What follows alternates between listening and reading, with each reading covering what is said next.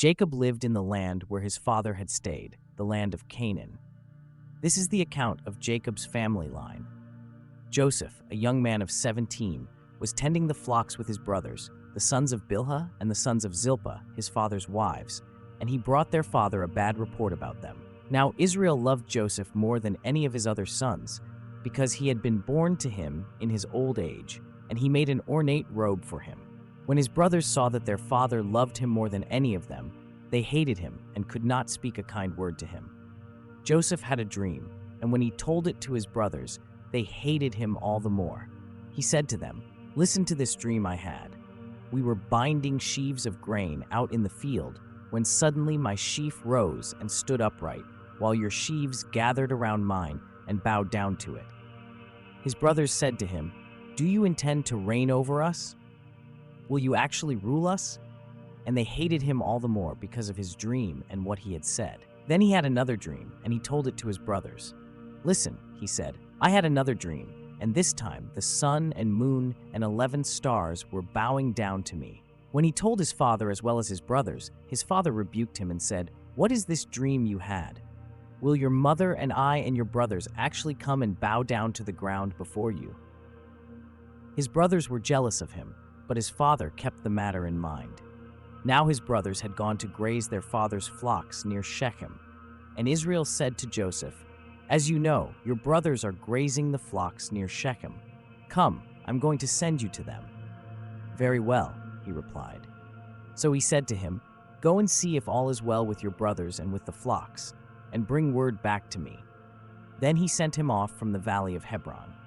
When Joseph arrived at Shechem, a man found him wandering around in the fields and asked him, "What are you looking for?" He replied, "I'm looking for my brothers. Can you tell me where they are grazing their flocks?" "They have moved on from here," the man answered. "I heard them say, 'Let's go to Dothan.'" So Joseph went after his brothers and found them near Dothan. But they saw him in the distance, and before he reached them, they plotted to kill him. "Here comes that dreamer," they said to each other.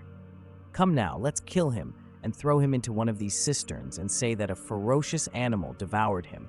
Then we'll see what comes of his dreams." When Reuben heard this, he tried to rescue him from their hands. "Let's not take his life," he said. "Don't shed any blood. Throw him into this cistern here in the wilderness, but don't lay a hand on him." Reuben said this to rescue him from them and take him back to his father.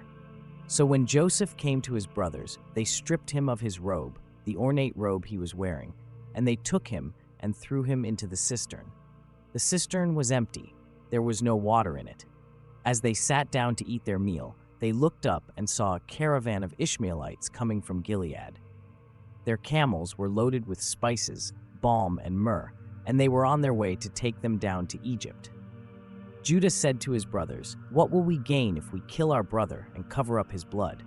Come, let's sell him to the Ishmaelites and not lay our hands on him.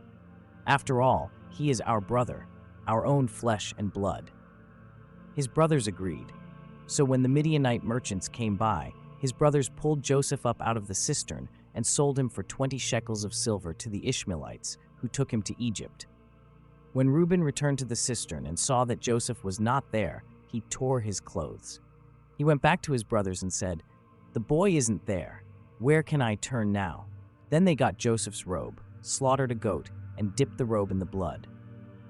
They took the ornate robe back to their father and said, "We found this. Examine it to see whether it is your son's robe."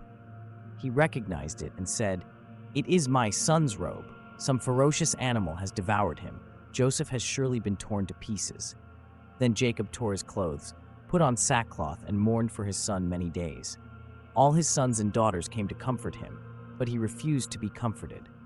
"No," he said, "I will continue to mourn until I join my son in the grave." So his father wept for him. Meanwhile, the Midianites sold Joseph in Egypt to Potiphar, one of Pharaoh's officials, the captain of the guard.